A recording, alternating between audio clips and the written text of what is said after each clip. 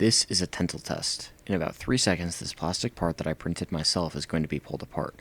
What I wanted to know was, does how you print it change how strong it is relative to how much it weighs? This started as my IB Extended essay, a 4,000-word independent research project that every IB student has to complete.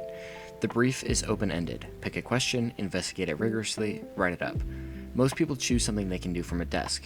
I wanted to actually build something and break it. In engineering, there are 3 primary types of mechanical stress that are used to describe how external forces deform, stretch, or break a material. The first is shear stress.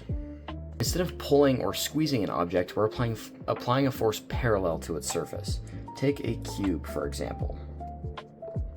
If this cube is sitting on the floor and it's permanently attached here, if force is applied this way, like so, the cube will deform into a slanted shape, like this. The layers inside the material slide past each other, creating shear stress. The greater the force, or the smaller the area, the greater the shear stress. Shear stress is calculated as force divided by the area the force acts on. The second type of mechanical stress is compressive stress. This is compressive stress.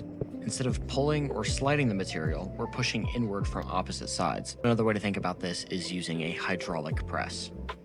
Compressive stress is calculated as force divided by the cross-sectional area.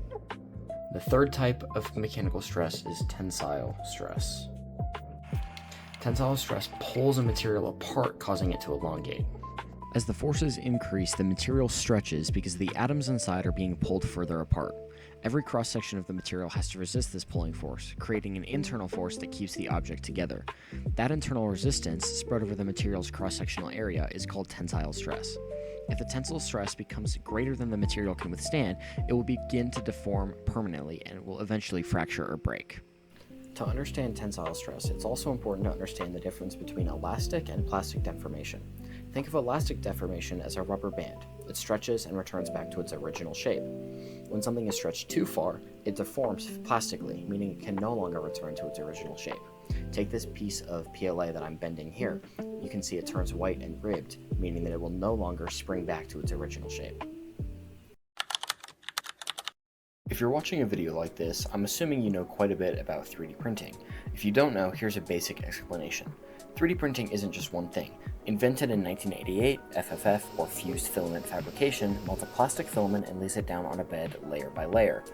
On the other hand, MSLA, or mask stereolithography, was invented in the early 2010s. This method cures a type of liquid resin with a UV screen. Both can make a similar looking part, but engineers and makers often care less about absolute strength and more about strength to mass ratio, how strong something is for how little material it uses. That's what I set out to test. It is currently 11:19 p.m. on September 10th, and I've been working on creating a little bit of a data table here for my IB Extended essay. Here you can see I am about 2 hours and 17 minutes into the first of many prints for my project. Over here on my whiteboard, I've got a little bit of a game plan here, including the first 4 prints I'm going to be doing. Each of these prints has 10 specimens. It is now 12:03 the next morning, and these are done.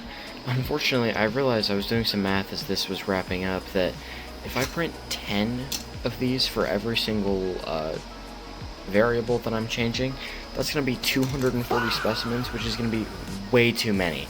I'm not ever going to have time to test all of those, so I'm essentially scrapping all of this and starting over, doing 4 specimens per batch.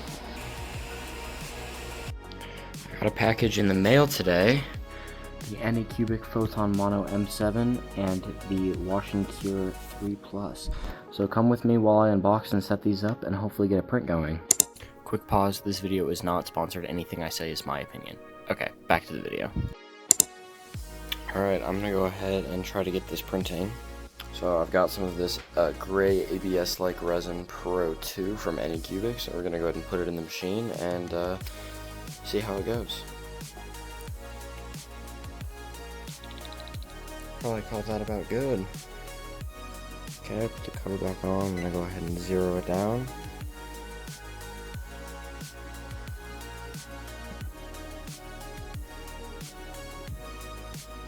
Into the resin she goes. Okay, here I am in the Anycubic Photon workshop. This is a model that came with the printer. It's a little elk, or I guess reindeer, whatever you want to call it, with some supports. So I went ahead and sliced it up. And now I'm going to try to remote print it over the Wi-Fi. It's going to take an hour and 45 minutes on my Photon Mono M7. So let's start printing. And just like that, it's starting. Oh, yes it is in fact. Hold up. There you go, you can see the first layer is being cured as we speak. Went ahead and put the cover back on. Now I guess I'm gonna let it do its thing and I'll come back and check it in about an hour. Alright, so printed piece is down in there. I'll go ahead and click wash and start. And this little dude down there starts spinning with a magnet to swirl around the isopropyl alcohol that's in there to clean the print.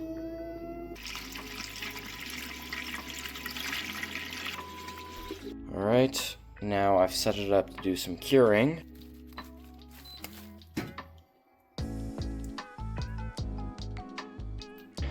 Alright, I went ahead and removed the support material.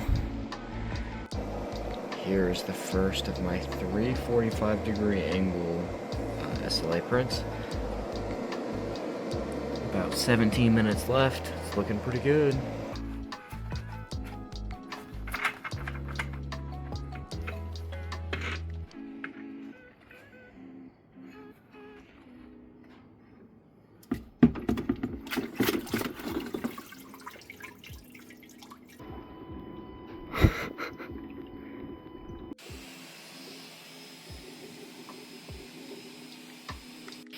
It has been a while since the last check-in, and there has been a lot that has gone wrong.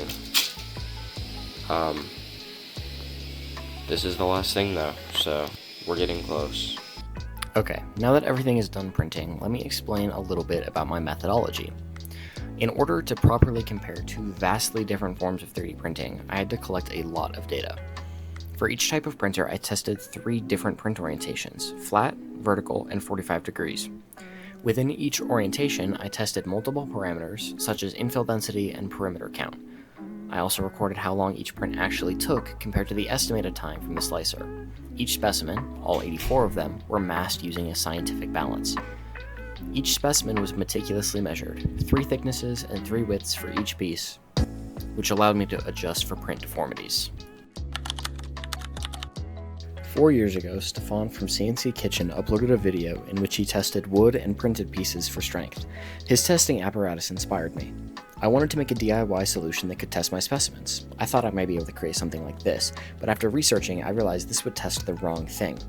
Running out of time and resources, I began reaching out to a number of local universities to see if I could utilize their universal test machines. Luckily, Dr. Donald Radford from Colorado State University responded and graciously allowed me to visit the Composite Materials Manufacture and Structures Laboratory, or CMMS lab. We set up a time and began to test. Once at the CMMS lab, I met a few people and we got to work. This is a CSU grad student who helped me with the testing. He politely asked not to be named. This is an Applied Test Systems 900 series universal test machine. Essentially, it grips the specimen and pulls it until it breaks. While pulling, multiple sensors measure how much the specimen deforms, how much weight it holds, and more.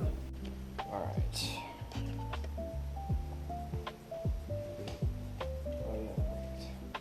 The counter on the top right shows how many pounds of force are on the specimen. This one maxed out at 166.8 pounds before plastically deforming. After about 4 hours of this, we had broken all 84 specimens. None of the actual testing footage really turned out or is particularly interesting, so let's move on to the data. As you can probably imagine, these tests generate a lot of data. Since each test is roughly 3 minutes and the machine adds a data point every 0.2 seconds, this results in thousands and thousands of rows of data for each specimen. Google Sheets was my only saving grace. I wouldn't have been able to do this without it. Here in Google Sheets, I have all of the load for each individual test from each plate, roughly 84 specimens. And then I used a calculation in Google Sheets to calculate the average load for each of these tests. This was very helpful for creating graphs and everything like that. My next step then was to do a bunch of calculations, calculating the ultimate tensile strength, which is just a ridiculous amount of data. And I'll get into this here in a second. All right, the first major comparison evaluates the difference in average strength to mass ratio for FFF and MSLA specimens. This table here shows that the average ultimate tensile strength for the fused filament fabrication print method is higher than the ultimate tensile strength down here for the MSLA. Obviously there are outliers, but in general we can kind of see that trend. However, when normalized for mass, the average strength to mass ratio of the MSLA specimens down here exceeds that of the FFF specimens up here. Once again, there are outliers, but generally speaking, this indicates that while the fused filament fabrication parts can withstand higher absolute loads before failure, MSLA achieves greater efficiency in strength relative to their weight. Print orientation also had a noticeable effect on both the ultimate tensile strength and strength to mass ratio of the printed specimen, as shown in figure 1 here. You can see that the fused filament fabrication specimens printed in the vertical or Z direction with layers perpendicular to the tensile load tended to fail at lower loads than specimens printed in the flat or 45-degree orientations. This result is expected since the anisotropic nature of the print is likely to cause weakness. MSLA specimens, which are printed entire layers at a time, seem to show less variation between orientations, but the MSLA data also seems to be a bit unpredictable, as when each individual specimen's data is viewed, there seems to be a bit of randomness.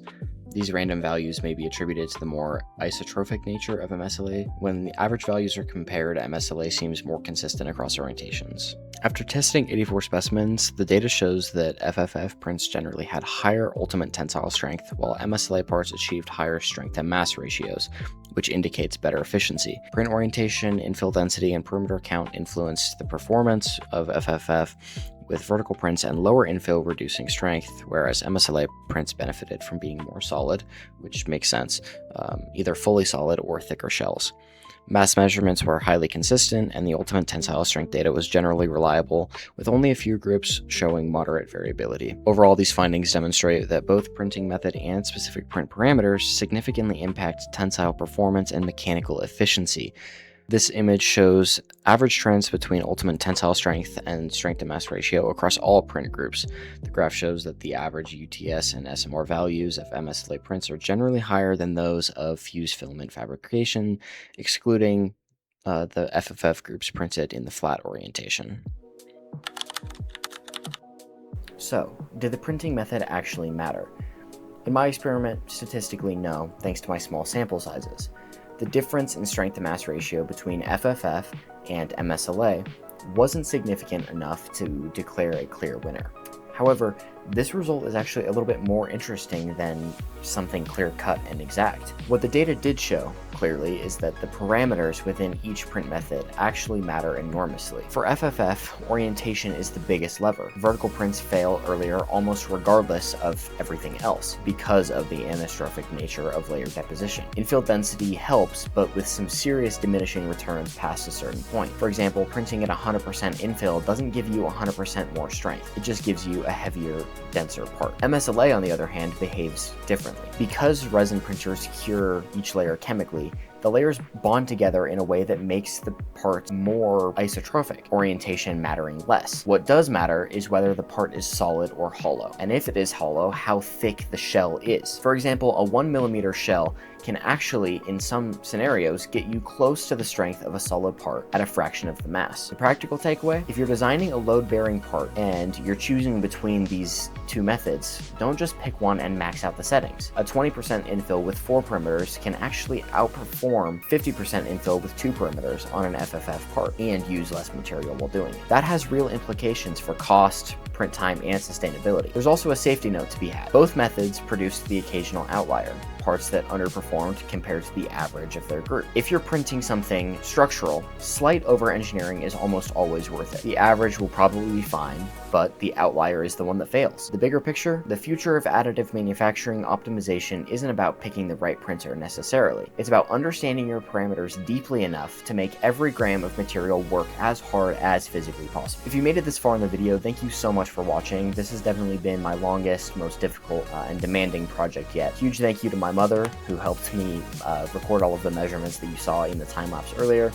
And an even bigger thanks to Dr. Donald Radford from the CMMS lab up at Colorado State University for helping me out with this project. I wouldn't have been able to do it without him. And thank you, the viewer, for watching this video. If you've made it this far, like, subscribe, and stay tuned for the next video.